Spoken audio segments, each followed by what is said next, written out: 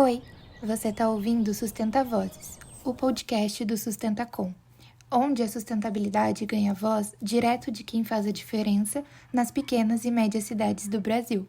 Chega mais, respira fundo e vem com a gente descobrir soluções que nascem do coletivo. Bem-vindos e bem-vindas ao quinto episódio do Sustenta Vozes, o podcast do Sustentacom.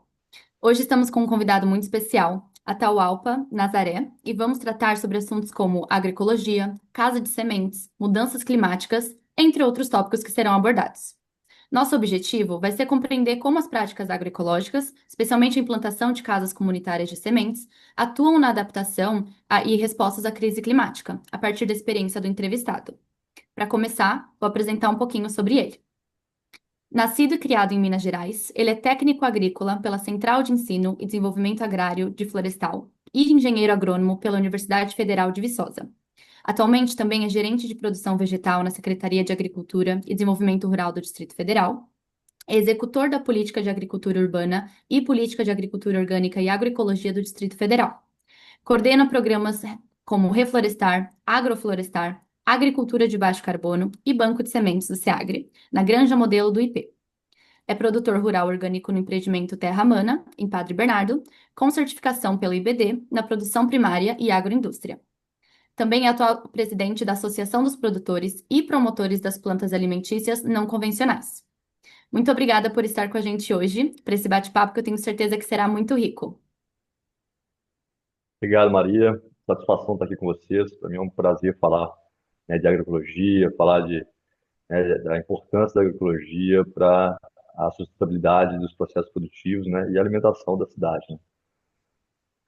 Perfeito, muito obrigada. Vou dar encaminhamento aqui então às perguntas para a gente fazer esse bate-papo. Bom, primeiro, eu queria te perguntar como que surgiu essa ideia ou a necessidade mesmo de implantar uma casa de sementes comunitárias na sua região e também quais foram os principais desafios ali no início. As sementes que são importantes para a produção sustentável, né? O que são sementes, importantes para a produção sustentável? Primeiro, aquelas sementes que são resistentes, que são adaptadas aos processos de produção agroecológicos.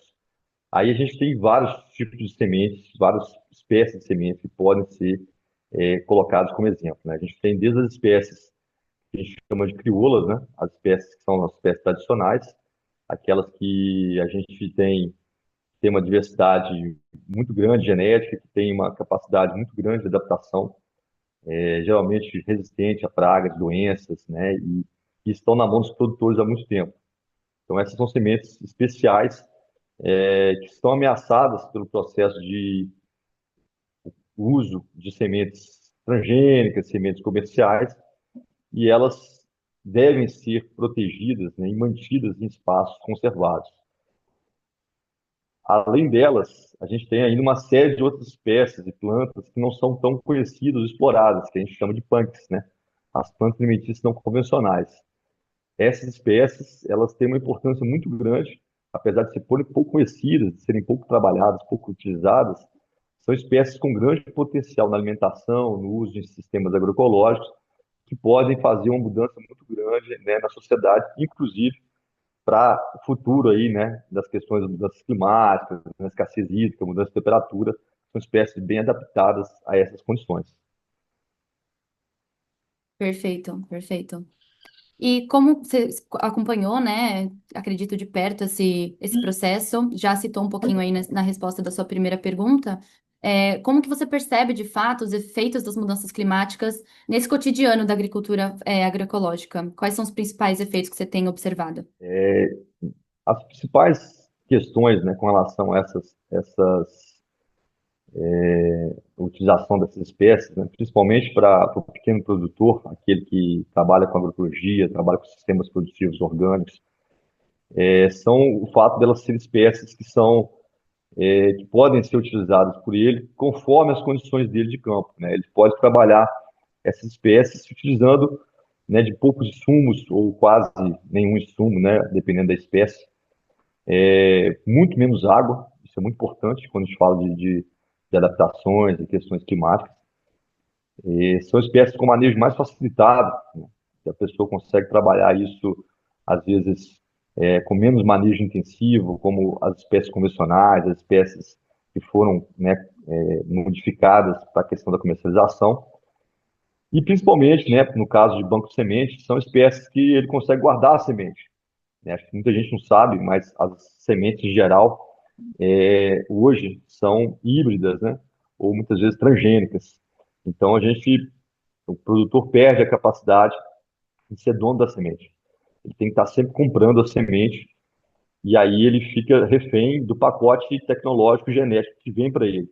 Ou seja, né, espécies que muitas vezes não são adaptadas ao clima que ele está, não são adaptadas às condições de produção que ele tem, e ele não tem escolha, né? Quando você cultiva a sua própria semente, guarda a sua semente, você tem a opção de escolher, né, definir aquela variedade que atende melhor a sua condição e você poder ser dono daquela semente. Você vai ter material genético com você para você estar plantando sempre, né, conforme você precisa, conforme você escolha plantar, né, e utilizar aquela planta. Sim, perfeito, muito obrigada. Então, Alpa, eu queria perguntar para você, você deu um pouquinho do panorama geral do por que que é importante, né, ter um banco de semente, é, como um senso de comunidade como um todo, mas eu acho que a gente podia tentar dar um enfoque na questão da crise climática, porque hoje a gente vê que vários produtores rurais estão sentindo muito intensamente essa questão, né? Por exemplo, de chuvas mais escassas, temperaturas mais quentes, que tem atrapalhado um pouquinho essa questão da produção é, agricu- da agricultura num panorama geral, mas acho que quando a gente olha para a agrofloresta, a gente também pode ter um outro tipo de resposta ali, né? Por conta da produção ser diferente, de ter várias espécies envolvidas. E aí eu queria que você comentasse um pouquinho de como essa questão da agrofloresta e da casa de sementes como um todo tem atuado dentro desse panorama da crise, do colapso climático que a gente tem vivido hoje, né? Certo? Então, Ana, para isso a gente precisa olhar um pouco para a natureza, né, para a ecologia dos sistemas. As espécies em si têm as suas formas de adaptação, né? A gente tem um ciclo de sobrevivência no mundo, né, muito antigo, né? As espécies são as espécies adaptadas ao sistema de mudança climática, as espécies que são adaptadas às escassez hídricas. A gente tem tudo isso na natureza disponível. Quando eu vou trabalhar com água floresta, né, sistemas biodiversos, eu primeiro copio o modelo da floresta, né? Então eu já uso técnicas que são muito similares com as técnicas naturais que as plantas estão acostumadas, que elas evoluíram milhares de anos nesse sistema, né? Diferente do sistema da agricultura convencional, que a gente coloca uma espécie só, geralmente uma espécie muito modificada, muito adaptada, uma característica que a gente gostaria de ter, né? Entendeu? Seja mais tenra, seja mais bonita, seja maior, mas isso não é necessariamente uma característica que vai estar adaptada a situações, por exemplo, de escassez hídrica, o calor intenso, né, e etc. Então, essas plantas que são colocadas em sistemas convencionais, né, que foram modificadas para atender um interesse exclusivo nosso, de sabor, de aroma ou até de tamanho, e quando eu coloco ela sozinha em sistema de monocultura, eu estou violando muito, né, os sistemas naturais de produção, né, que a terra está acostumada, que as plantas estão acostumadas. Quando eu volto para os sistemas agroflorestais, eu estou buscando reencontrar com a ecologia dos processos, né? Então eu começo a combinar as plantas, ou seja, é assim que a floresta age, é assim que as plantas se encontram na natureza, né? São várias plantas juntas, elas se combinam e elas se ajudam no processo, né? Existem estudos que mostram que as plantas se comunicam pelas raízes, pelos sinais de emissão de elementos químicos complexos que a gente ainda não entende muito bem. E tudo isso, quando eu pratico agrofloresta, eu estou trabalhando nessas técnicas que são de uso, né, já são de adaptação da própria planta. E melhor ainda quando eu estou com as sementes que já são mais adaptadas a esse sistema. Então, o banco de sementes associado à agrofloresta, eu vou ter a preservação dos materiais genéticos que são interessantes, mais adaptados às mudanças climáticas, mais adaptados às condições adversas de clima, associado a um modelo produtivo que respeita melhor essas espécies e a gente consegue é, utilizar dessa informação genética em sistemas de comunidade de espécies em que elas vão se adaptar e se resolver sozinhas de forma melhor. E aí a gente passa a ser só o manejador desse sistema para facilitar, né, e direcionando aquilo conforme o nosso interesse econômico e etc. Mas o sistema em si, ele já vai ter muito mais condição de resposta a qualquer mudança ou qualquer crise climática do que qualquer sistema de monocultivo convencional.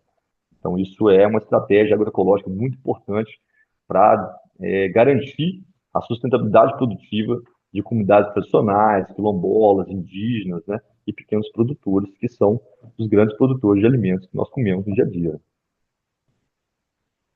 Legal, massa.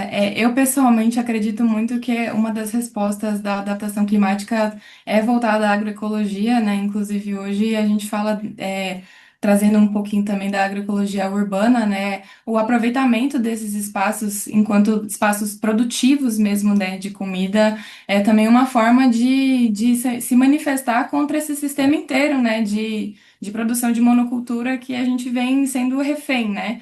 Hoje, principalmente no contexto urbano, a gente se fica muito preso ali à comida que está disponível em feiras, que não são disponíveis em todas as cidades, principalmente pequenas e médias, e também aos mercados, né? Então, eu acredito muito que a agroecologia vem como essa resposta da gente também ser um pouco mais independente à relação à comida que a gente produz e come também, né? E aí, quando a gente fala sobre agroecologia, agrofloresta, principalmente nesse contexto que você tem bastante experiência, a gente sabe que é um processo muito coletivo, né? Nada na agrofloresta se faz somente por uma pessoa, é um processo que envolve os agricultores, os manejadores, quem está ali, né, constantemente observando o que está acontecendo, quais espécies estão ocorrendo ali. Então, o foco que eu queria trazer agora é mais nessa parte do coletivo, né? Como é um processo muito coletivo. E aí, queria saber de você como que o trabalho que você tem feito com os agricultores nas áreas que você trabalha tem ajudado a enfrentar esses desafios climáticos, né, que você tem visto aí na região, e se você poderia compartilhar um exemplo do que tem acontecido aí, e como esse trabalho coletivo tem se mostrado na região que você está atuando. Maravilha. Bom, o trabalho agroecológico, né, ele cria uma relação profunda do produtor com a terra. Isso é muito interessante, né? Diferente a gente sempre costuma falar, eu gosto muito de falar, né, que existem os agricultores e os produtores, né? O agricultor é aquele que cria uma relação real, né, de entendimento da importância da terra, do solo, da água, das plantas. E o produtor é aquele mero produtor que vai aplicar um pacote de conhecimento e produzir alguma coisa para venda, né, mas não tão ligado à questão em si, né, de você criar relação. Então, todo produtor, né, todo agricultor é produtor, mas nem todo produtor é agricultor, né? E aí essa situação da agrofloresta em si, né, ela cria uma relação muito mais profunda do agricultor com a terra. Isso é muito legal quando a gente vai para assentamentos rurais, por exemplo, assentamentos da reforma agrária. Então, aqui nós temos na região, né, um assentamento que chama Canaã, né, que a gente já atendeu com a implantação de mais de 68 agroflorestas no sistema, né, e eles têm organizações, né, já são, muitos deles cultivam punks, guardam as sementes, são guardiões de semente, né, e é muito legal você comparar, né, e observar a diferença do assentamento desse tipo para um assentamento mais convencional, que não tem tanta essa relação, esse trabalho agroecológico, né? O que acontece geralmente com esses assentamentos? Muitos deles ficam suscetíveis à grilagem de terra, à pressão de especulação urbana, que o produtor está plantando ali um milho, uma mandioca, ele planta todo ano, às vezes não consegue plantar, o mato toma conta, o fogo vem, e ele vai perdendo um pouco a musculatura ali para acompanhar o processo, não vai gerando ganhos para ele. É tudo muito de ciclo curto, muita coisa assim, tem ano que é bom, tem ano que é ruim, e ele acaba se desligando bastante da terra e muitas vezes ele vende a terra, né, passa para o grileiro vende e acaba o assentamento. O assentamento com agroecologia, com agrofloresta, você vê projetos de longo prazo, as pessoas estão esperando, né, estão plantando hortaliça, mas estão plantando uma fruta, estão plantando um café, estão plantando uma madeira, que são 50, 70, 80 anos, né, para você colher, né, de produção, às vezes, né. Você tem pé de café que você chega a 80 anos de produção, né, em sistemas agroecológicos, bem conduzidos. Então, assim, ele vai criando cada vez uma relação mais profunda, porque ele está sempre diversificando, ele está sempre construindo, né, aí, ali ele planta também seu remédio, seu medicamento, né, de plantas medicinais, ali ele tem produtos que vão além da alimentação em si, né? Mas às vezes a pessoa envolve fazer um trabalho de cosmética, às vezes até de artesanato. Então, a agrofloresta vai trazendo possibilidades reais das pessoas criarem relações com a terra e a comunidade se integra de forma mais interessante, porque muitas vezes é muito comum as pessoas, né, pelo o tipo de manejo, criar mutirões para trabalhar em agrofloresta, trabalhar, combinar a comunidade, sai, né, aquela coisa antiga de ter os mutirões que antigamente fazia-se nas comunidades, para trabalhar trabalhos que são mais intensos na propriedade. Como a agrofloresta tem muito tipo de trabalho, é comum as pessoas se organizarem em mutirões e percorrerem as casas uma das outras, ali elas fazem um almoço junto, ali cria aquela relação. Então você começa a ver relações muito interessantes que vão além da questão da produção do alimento, mas do fortalecimento da comunidade e principalmente da criação de identidade do local e aprofundamento da relação com a terra, né, que é muito importante para você se colocar como agricultor familiar, né? Senão você vira um mero mini empresário, né, que você explora a terra o máximo que pode e depois vai embora porque aquela terra já não produz mais.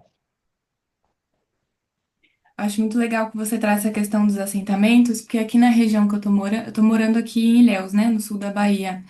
E aqui é a região cacaueira, que é conhecida como a Costa do Cacau, e aqui tem muitos espaços em que não se produz mais cacau, porque passou por um período da vassoura de bruxa. Você deve estar familiarizado, né? Porque eu acho que quem trabalha ali um pouco na região, já subindo de Minas para cá, a gente já fala um pouco dessa questão da vassoura de bruxa, né? Que deixou muitos espaços rurais assim. Improdutivos mesmo. E aí, voltando para essa questão da crise climática, como é importante estar ocupando esses espaços com a agrofloresta nesses espaços que eram ali, tinham um olhar da produção um pouco mais diferente, né? E acho que você também tocou num assunto interessante, né? Dessa questão da relação, assim, com a terra. Que eu acho que como educadora ambiental, você vai entender o que eu tô falando, que a gente sempre pensa, né, nesses meios da educação como um processo de ensino-aprendizagem e tudo que envolve a agrofloresta está muito interligado, né? Essa questão da educação ambiental com quem a gente, como a gente se identifica com o meio que a gente tá, eu acho que é um dos aspectos, assim, mais carinhosos da agrofloresta, assim, na minha visão. E aí eu queria saber, a partir desse olhar de educador ambiental também, o que acontece nesses territórios que você acha que é legal, assim, no quesito de educar ambientalmente as pessoas que estão inseridas nesse espaço e que também não estão inseridas, né? Como que a Casa de Sementes, a agrofloresta, esses territórios que são ocupados pela agrofloresta, e por esse trabalho coletivo, atuam na promoção da educação ambiental e na valorização desses saberes também, né? Para mim, a palavra é muito, né, quando a gente fala dessa educação, a palavra é reconexão, né, Ana? Eu acho que, é, infelizmente, né, depois da revolução, chamada Revolução Verde, né, que é essa revolução industrial que passa por, a agricultura passa por ela, que é a implantação de máquinas pesadas, implantação de agrotóxicos, né, isso de 1950, 60, 70 para cá, a gente sofre uma intensa industrialização do campo, né? A parte de tratar, né, os meios de produção, né, solo, água, como meros instrumentos de uma cadeia industrial, né? Então, esse processo, ele houve uma disruptura, acontece uma disruptura muito grande, não só pelas pessoas da cidade, mas também pelo produtor, do processo de conexão com a terra, né? Então, as pessoas vão se desconectando dos processos naturais, né, das ciclos das coisas, né? A gente tem muitos ciclos na área rural, o ciclo da água, o ciclo ali, né, do tempo, das épocas de plantas, de frutas e tal, e as pessoas se desconectaram desses ciclos, né? Quando você trabalha a agroecologia, né, naturalmente você volta a se reconectar com essas questões, porque você precisa desses conhecimentos para poder manejar seu sistema, né? Assim como você precisa do conhecimento também para entender, né, poxa, como é que eu seleciono uma semente, né? Que semente é aquela? Porque agora eu não vou escolher mais a semente numa vitrine, né, com uma foto e uma descrição num rótulo, né, falando semente super ultra plus, né, produção máxima. O que é isso, né? Que sabor que tem isso? Como é que é esse cheiro, né? De onde vem? De quem era essa semente antes, né? Quando você faz esse processo a cada semente, você tem semente que era dos indígenas do interior de Minas. Aí eu vou com uma feira de troca, eu pego uma semente com você de Ilhéus, numa comunidade X, então aquela semente agora ela tem uma história, ela tem uma identidade, né? Ela traz toda uma riqueza com ela, e ela extrapola o simples vegetal que eu vou plantar ali. Ela passa a ser um bem, né, que eu cuido, que eu guardo, que eu tenho orgulho de ser o guardião daquilo, e aí eu vou criando profundas relações com aquela espécie, eu vou tentando criar condições para elas favoráveis para ela permanecer no sistema, né? E não só plantar, se morrer, morreu, eu vou lá compro outra, quando aparecer uma variedade maior, eu abandono aquela e compro outra. Então, são relações que vão empobrecendo muito aquilo que a gente tem de muito mais rico na nossa existência, que é essa ecologia nossa, né, natural, né? Esse pertencer à natureza. E eu acho que a agroecologia puxa muito isso. Então, tanto para quem está voltando para o cultivo do processo, que ele passa, então, a integrar esses ciclos novamente, essas histórias, essas questões, e vai incorporando isso na sua vida, né, no campo cultural, no campo afetivo, né, no campo, então, assim, isso toma uma proporção muito maior que um mero ato de plantar. E para as pessoas da cidade, né, que começam a entender que o alimento não é um produto simples que você chega, coloca e acabou, né? Ele tem uma história, ele tem uma conexão. Você pode escolher, né, se você vai comer um alimento que veio de uma comunidade, que tem uma história, que você sustenta aquela comunidade, que cria as relações, né, de preservação ambiental do bioma que você está inserido, ou se você vai consumir aquele alimento que vai destruir, né, que vai matar o solo, que está matando a água, que vai trazer veneno para sua mesa, né? Isso cria uma relação profunda de educação e conscientização, né, do seu consumo, né? E você passa a ser parte da cadeia produtiva, não como um agente passivo, né, mas como um agente participante do processo, inclusive até de participação, né, de conhecer o proprietário, né, do sistema de CSA, por exemplo, né, dos consumidores das comunidades que sustentam a agricultura, né, onde você pode até buscar aquela fonte específica e atuar no processo de produção, apoiando aquele produtor e ajudando aquela comunidade. Então, assim, isso cria outros tipos de relações, né, de consumo, né, de existência. Perfeito. Muito interessante esse ponto que vocês trouxeram, porque acho que é algo que é muito sintomático hoje, né? A gente realmente não tem essa relação com a terra, a gente não sabe da onde vêm os alimentos que chegam na nossa mesa, né? E partindo um pouquinho agora para um outro setor, o setor de políticas públicas, que também dialoga com o que vocês comentaram, né? De políticas eficazes, de educação ambiental e também de laços comunitários, né? Queria te perguntar. Como que você avalia a efetividade das políticas existentes, né, políticas públicas já existentes na sua região, e o que falta ainda para fortalecer essas políticas, seja de educação ambiental, seja de políticas que tenham esse traço de fortalecer esses laços comunitários, seja de fiscalização em relação à grilagem, por exemplo. Então, como que você observa o panorama hoje das políticas públicas e o que que você sente falta? Sim. Maria, a política, né, a política pública, ela é um instrumento muito poderoso, né, para grandes mudanças sociais. Ao mesmo tempo, ela nasce, né, ela por si só é algo cego, né? A política em si ela não tem uma identidade clara, né? Você pode ter políticas públicas que fomentam o agrotóxico, por exemplo. É uma política pública, né? Você pode ter política pública para fomentar, por exemplo, a expansão de terra, né? E você reduzir a área rural. Então, a princípio, a política pública em si, o formato dela é definido pela ação social, né? Pela movimentação dos movimentos sociais, as associativas, as cooperativas.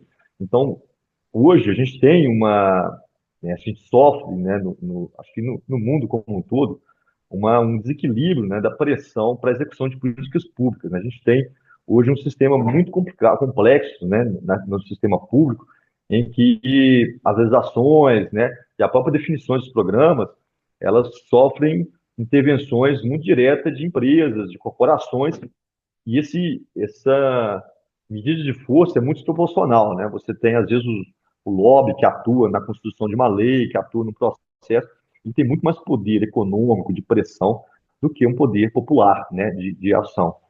E a gente está com vários movimentos, né, desconstruídos, a gente está com muitas associações cooperativas enfraquecidas, o processo de sindicatos, né, vem sendo atacado ativamente no Brasil, né, com processos para ser desconstruído e tal. Então, isso vai gerando, né, uma desproporcionalidade da força da construção das políticas muito grande. Então, assim, eu vejo um cenário de ameaça, né?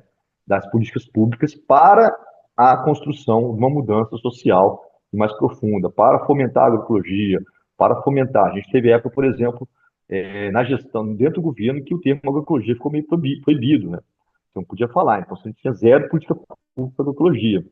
Toda vez que a gente tem cenários com esse tipo de ameaça, você coloca todo o processo em xeque, né? Então, enquanto a gente tem a possibilidade da política pública ficar refém, né, de programas de governo, né, que não são aqueles pautados no desenvolvimento da sociedade ou que são sujeitos a intervenções constantes, né, por lobistas de corporações, seja pela questão da lei na Câmara, no Congresso, e quanto mais nós temos uma desarticulação dos movimentos e espaços de construção coletiva, social, de cobrança, de pressão, de construção de política pública, a gente tem um cenário ameaçador futuro, né? E hoje eu vejo muito esse cenário se intensificando, né? A gente tendo dificuldade de construir a política pública para a sociedade vulnerável, para o público vulnerável, e para os caminhos de construção de agroecologia, e etc. E a gente vê o outro setor, né, de fomento à produção de grande escala, da monocultura, né, de atividades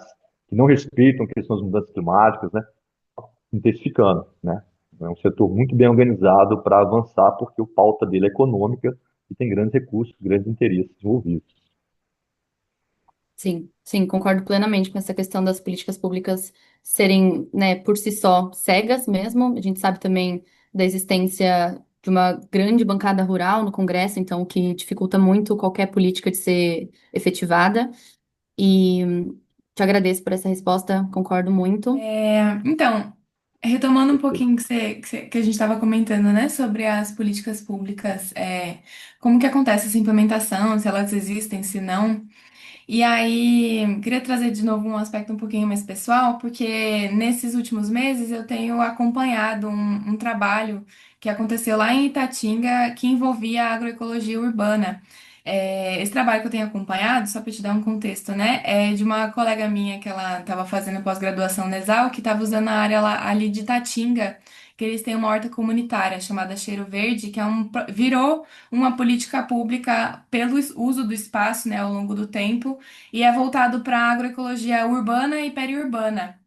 E aí, por ter já um pouquinho de contato com esse meio da agroecologia urbana e periurbana, eu queria ver de você, assim, qual você acha que são as maiores diferenças entre as políticas públicas que a gente pensa para esses meios mais urbanos e periurbanos, e quando a gente pensa em políticas públicas mais no meio rural, né, que é onde você tem atuado aí mais fortemente nos últimos tempos.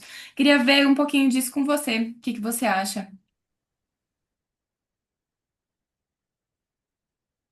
Da vida. As políticas públicas para a agricultura urbana, né, ela está muito no processo de você trabalhar, muito delas parte de você conquistar o território urbano, em vários sentidos. Não só na questão aqui em Brasília, por exemplo, a gente tem uma dificuldade muito grande com a questão da regulamentação do uso da terra, de você poder ou não estar naquela área. Então, assim, e das pessoas da área urbana, né, para entender o que é a agricultura urbana, o que é a possibilidade de você produzir dentro da cidade. Porque na cabeça das pessoas existe esse entendimento muito grande de área rural e área urbana, né? Pessoas que criaram essa fronteira e elas seguem muito isso, assim, né? Lugar de comida, plantar comida na roça, né, no interior. É cidade, é jardim, beleza, ornamentação, paisagismo. Então, a gente, em alguns espaços de cidade, a gente está tendo muita resistência da própria população em você operar uma grama para fazer uma horta. Você sofre muita resistência da administração para você registrar um espaço, deixar a pessoa usar aquele espaço ali público, aquele espaço físico, para fazer uma horta, né, que seja temporária ou não, que seja praticável ou não. Então, os agricultores urbanos eles estão muito buscando construir, né, o processo de agricultura no meio urbano, entre seus vários aspectos, desafios de você romper as barreiras existentes. E aí você não tem, por exemplo, acesso à questão à água, à irrigação, toda uma lógica de construção urbana que não permite ou não foi pensada uma produção de alimentos. Então, você tem que vencer esses obstáculos, né, construir. Geralmente, construir o processo produtivo. E, além disso, você tem que lidar com algumas questões que são relacionadas à questão dessa resistência ao preconceito. Que no caso de Brasília, por exemplo, é muito grande, né? A gente tem uma questão hoje, Brasília é tombada, né? Então a gente tem uma questão muito forte de você preservar espaços X, Y, né? Com jardinagem, paisagismo, aquela coisa de vitrine da cidade, né? E não necessariamente um espaço para você usar, né? Então é uma coisa que para a gente é difícil. Na questão do rural, né? Do espaço rural, existe outras questões muito relacionadas, né, à vulnerabilidade do pequeno produtor, né? Então a gente aí o perurbano e o urbano, a gente foca muito nesses processos de construir o caminho. Aí tem a situação aí, a política da agricultura urbana, ela tem muitas facetas, tá? Porque você tem desde o espaço, tem muitos públicos diferentes envolvidos.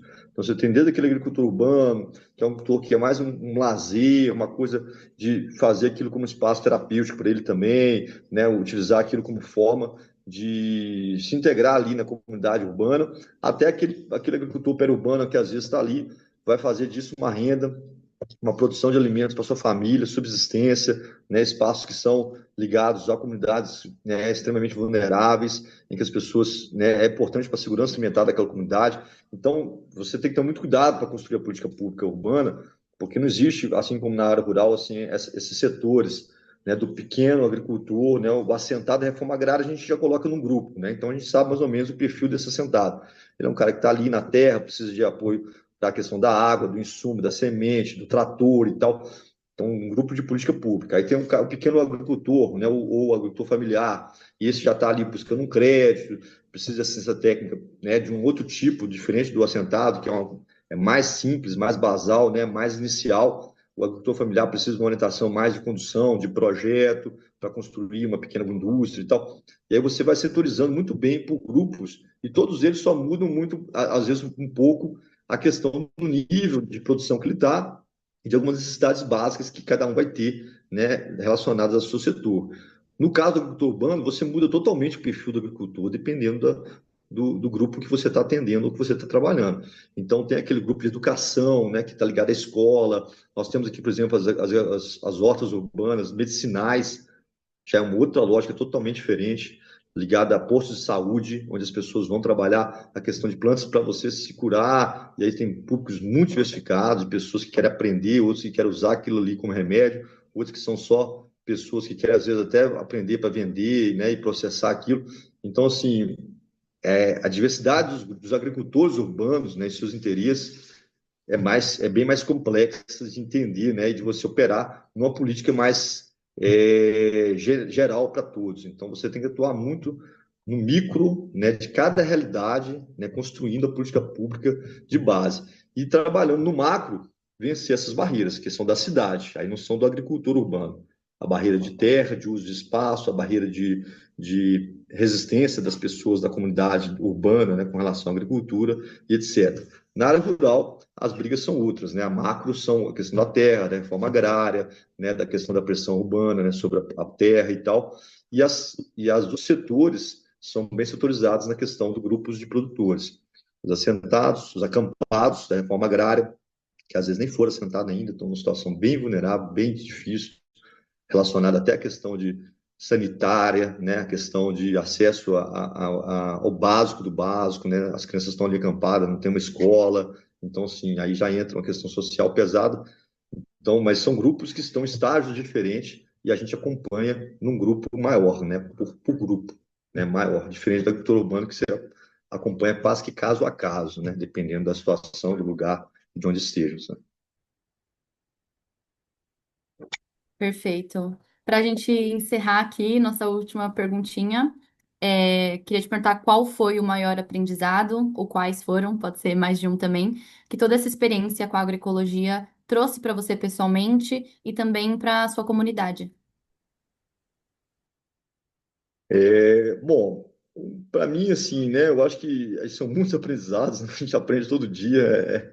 A agroecologia é uma escola, né, porque você aprende sobre doenças, né, relações biológicas que você pode contornar, né, em vez de você ficar entrando em guerra com a natureza, você se associar a ela e tal. Então, é muito diversificado o aprendizado. Eu acho que com o aprendizado maior, né, que a gente carrega, né, para a vida que eu aprendi lá atrás e me conduziu por esse caminho, né, quando eu comecei a estudar técnico, quando eu era técnico agrícola ainda, que eu comecei a enxergar, né, os dois sistemas, os dois modelos, os dois macros modelos, né, e a gente começa a definir o caminho que a gente vai levar. Para mim, eu acho que foi entender assim, né, a verdade sobre as coisas, né? Eu acho que assim, existe algumas coisas que são muito verdadeiras, né? Existe uma coisa que são muito clara na sua entrega do que ela está entregando. E as outras você não consegue entender o que é o objetivo daquilo ali, além do econômico, né? Então, para mim, a agroecologia, né, o pessoal às vezes coloca isso como um movimento ambientalista, né, dentro do movimento rural e tal, e eu acho que está bem distante disso. Na verdade, é um movimento de entender o caminho, né, o processo que você vai conseguir realmente garantir um sistema que dá vida, né, que ele constrói vida, ele fornece vida, né, num sistema que desconstrói a vida, né? Então a gente tem hoje isso muito claro. E é difícil para a gente, né, assim, você não entender como isso não chega em algumas pessoas, né? Como é que você, até que seja no profissional de agricultura, no agrônomo, né? Como que você que trabalha, você depende da terra como ferramenta de trabalho, né? Que seja só isso, né? Mas que seja uma ferramenta importante. A água, a planta, e você não vê, ou você não observa o quanto que isso está se perdendo, né? A terra sendo contaminada, se perdendo por erosão, sendo destruída, a água, o solo, as pessoas que trabalham com aquilo se adoecendo. Então, assim, por mais que você considere aquilo só como um mecanismo que funcione e construa, né, um resultado, você precisa que as peças dele rodem, né? Então, ele precisa continuar gerando para dar dinheiro. E ele não vai gerar dinheiro muito tempo. Ele começa a dar prejuízos graves a ponto de ficar inviável economicamente, sem contar, sem falar a questão social e ambiental da coisa, mas só no econômico ele já falha. E aí, assim, é muito uma questão de verdade e mentira sobre o processo, né? Um traz a verdade de você realmente alimentar e construir comunidades e civilizações, né? Povos. E o outro, você traz um atendimento imediato de um acúmulo de riqueza, né? E centralização de poder de detenção de recursos, mas com uma destruição acelerada e você já consegue enxergar os efeitos de colapso do sistema. E aí você tem isso. Então, esse para mim é um aprendizado que foi muito claro e rápido, mas assusta, né? Você não ter isso bem incorporado na sociedade, né? Esse é uma coisa que a gente fica preocupado. Mas eu acho que a agroecologia é uma escola e a gente pode aprender muita coisa todo dia. Com certeza. Concordo muito com essa parte que você falou, que é triste mesmo das pessoas não terem noção de todos esses processos. Acho que caminha muito com o que a gente comentou lá no começo da falta desses laços comunitários, porque acontece isso, né?